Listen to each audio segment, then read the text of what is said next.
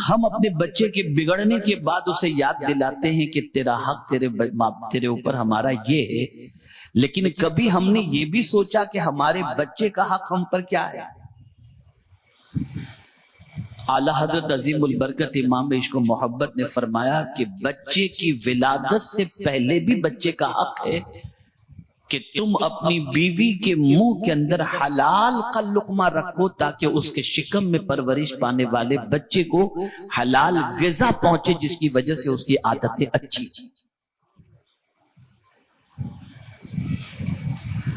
آقا کریم صلی اللہ تعالی علیہ وسلم نے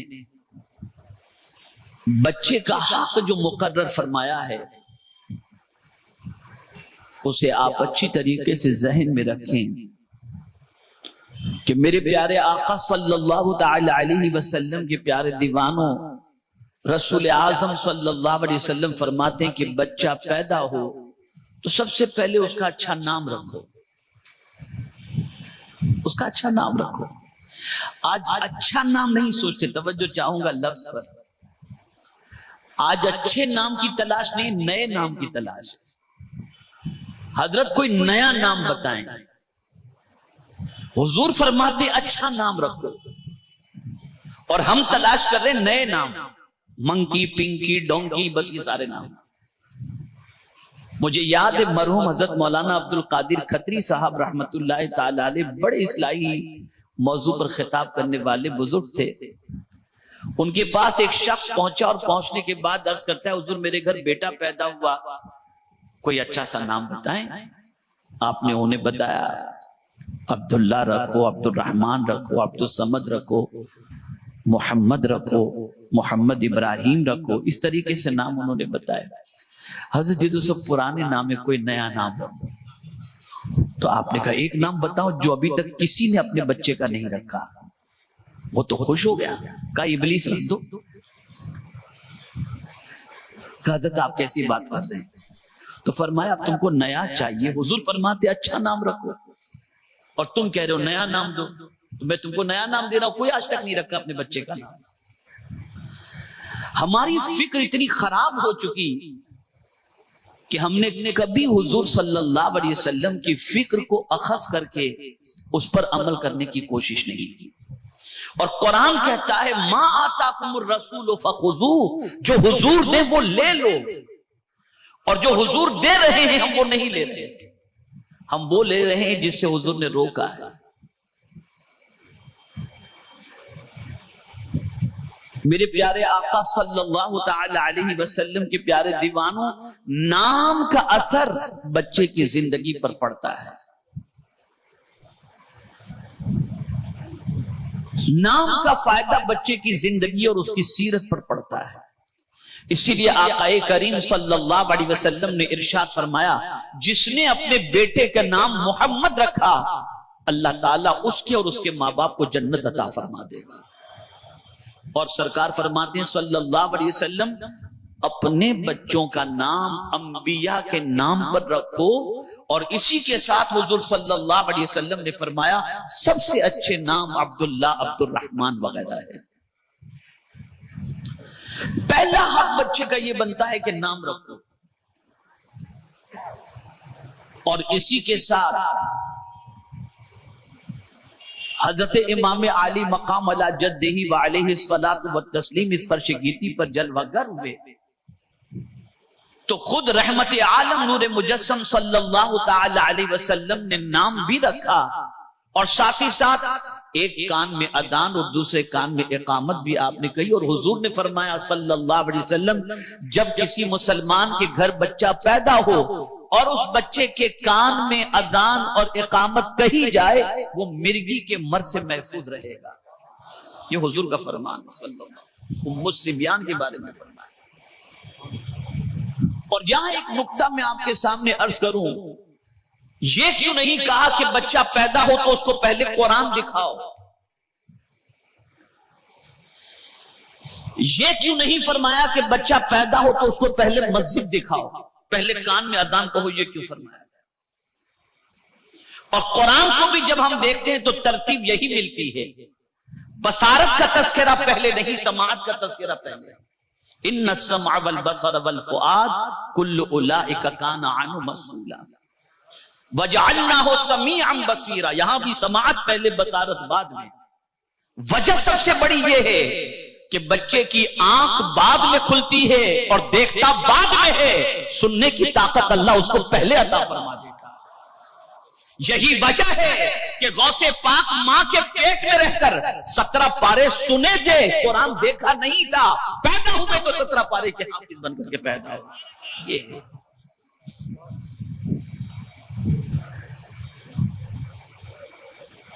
समाज का बड़ा। साइंस तहकीक करने के बाद ये कह रही है कि बच्चे के जो पार्ट्स बनते हैं, हालांकि दिल पर निशान जब गोश्त होता है तो पहले लगता है, लेकिन आज़ा के अंदर सबसे पहले कान बनते हैं।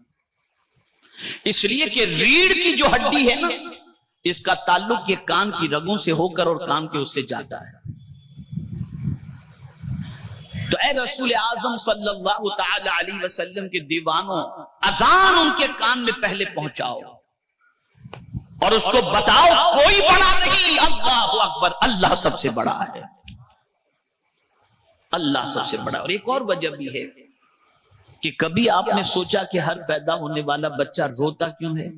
और अगर वो ना रोए तो घर वाले रोना शुरू कर देते हैं कि पता नहीं जिंदा भी है कि मुर्दा है। हर पैदा होने वाला बच्चा क्यों रोता है? तो फरमाया गया जैसे ही पैदा होता है शैतान उसके पेट पर अपना पंजा मारता है, बच्चा रोना शुरू करता है। और कुरान शरीफ के अंदर अल्लाह अज़्ज़ा व जल्ल ने इरशाद फरमाया, जैसे ही बंदे को अल्लाह का जिक्र सुनाया जाए या बंदा अल्लाह का जिक्र करे, शैतान उसके दिल से भाग जाता है। तो कान में अल्लाह का जिक्र पहुंचा दो ताकि बच्चे को अल्लाह शैतान की शरारतों से महफूज फरमा दे।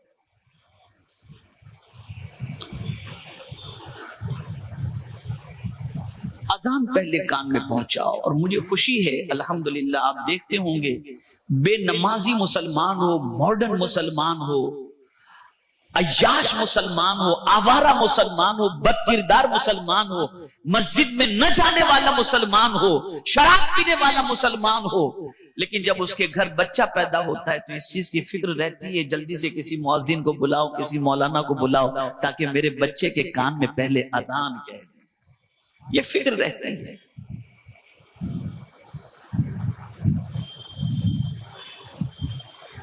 और यही जिक्र है जब बच्चा बड़ा होता है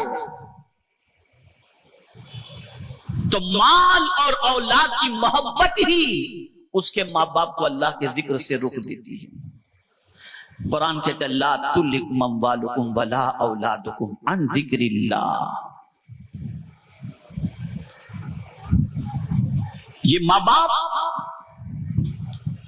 जिनको परवरदिगार जल्ल जलालहू ने अपने बच्चों के कान के अंदर अल्लाह का जिक्र पहुंचाने का हुक्म दिया, जब यही माँ बाप अल्लाह के जिक्र से गाफिल हो जाते हैं तो कभी कभी ये होता है कि उनका माल और उनकी औलाद उनको हलाक कर देती है और वो अल्लाह के जिक्र से गफलत का मुजाहिरा करते हैं। याद रखें मेरे प्यारे आका सल्लल्लाहु तआला अलैहि वसल्लम के प्यारे दीवानों, इब्तिदाए आफरीनश से उसके कान में अजान की आवाज पहुंचाकर उसके दिलो दिमाग में ये बात बिठाई जा रही है कि ऐ मेरे बंदे तू अल्लाह अज़्ज़ व जल्ल के जिक्र का आदी बन जा, सुनने का आदी बन जा। अब तुझे वो बातें नहीं सुननी है जो बातें तुझे तबाह कर दें, अब तुझे वो सुनना है जो तेरे माँ बाप ने तेरे कान में या जिसने तेरे कान में मेरा जिक्र पहुंचा दिया। अब बच्चा क्या सुनता है? भूल गया वो अपने बचपने को। अब क्या सुनता है बच्चा? हमारे नौजवान क्या सुनते हैं? कान में लगाकर निकलते हैं ना रास्ते में, गाड़ियों में होते, क्या सुनते हैं? इल्ला माशाअल्लाह, सब पता नहीं क्या सुनते हैं, मैं तो कुछ नहीं कह सकता। तो ऐ रसूल आजम सल्लल्लाहु अलैहि वसल्लम के प्यारे दीवानों, बच्चा पैदा हो अच्छा नाम रखो, कान में अज़ान और इकामत कहो, अल्लाह का शुक्र भी अदा करो। یہ نہیں کہ بیٹی ہو تو منہ لٹکا دے اور بیٹا ہو تو اللہ کا شکر ادا کرے. بیٹا ہو تو خوب ڈھول باجے تماشے اور برتھ ڈے پارٹیاں منائیں, اور بیٹی ہو تو منہ لٹکا بیٹی ہوئی. نہیں, آپ بیٹی کو کیا سمجھتے ہو, کیا سمجھتے ہو؟ اللہ اکبر. ام المؤمنین حضرت عائشہ صدیقہ رضی اللہ تعالی عنہا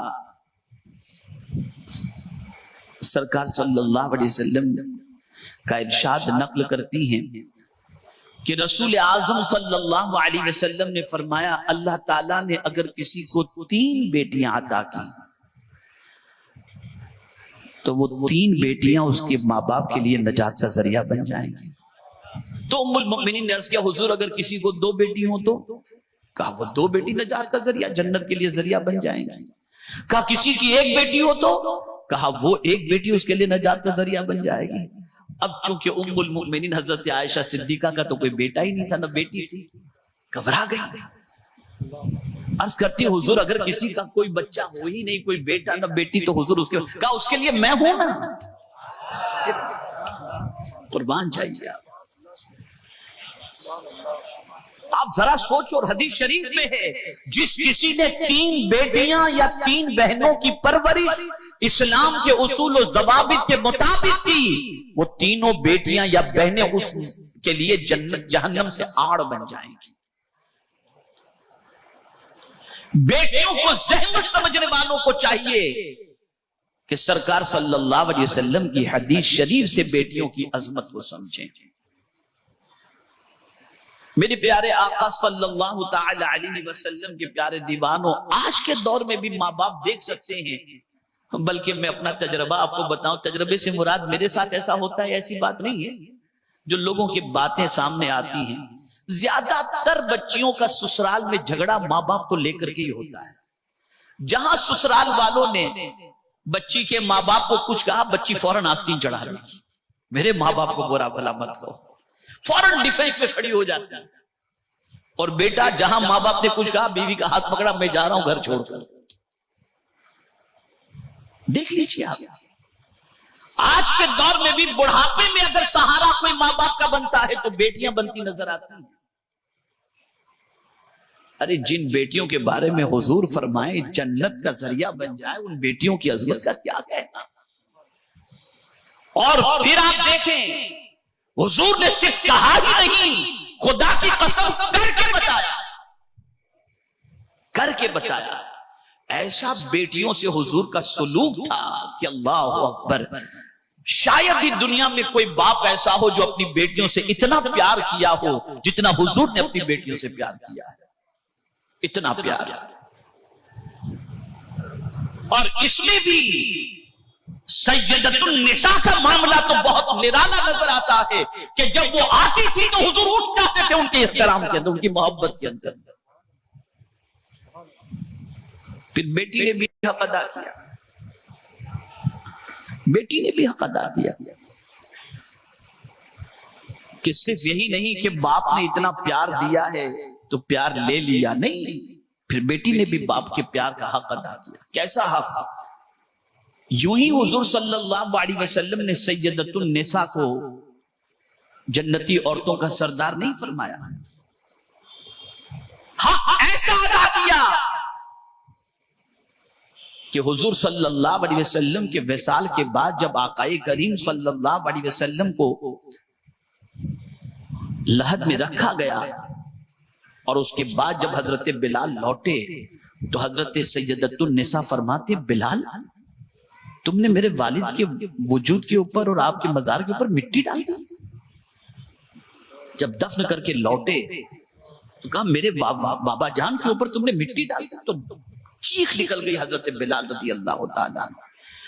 اور راوی بیان کرتے ہیں کہ حضور کے وصال کے بعد کبھی کسی نے سیدۃ النساء کو رو ہنستے نہیں دیکھا, کبھی ہنستے نہیں دیکھا, اور زیادہ دنوں تک وہ اس دنیا میں رہ بھی نہیں پائی اپنے بابا جان کے غم کے اندر. حضور کے وصال کے غم میں 6 مہینے کے بعد اس دنیا سے چلی گئی, تشریف لے گئی.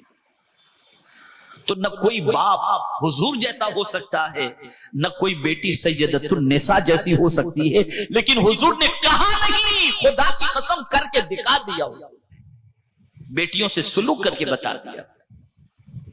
ہر بیٹی سے حضور پیار کرتے تھے، بلکہ حد تو یہ کہ بیٹیوں کے بچوں سے بھی حضور پیار کرتے تھے، ان کے بچوں سے بھی۔ خیر تو عرض یہ کر رہا تھا، بچہ پیدا ہو تو کان میں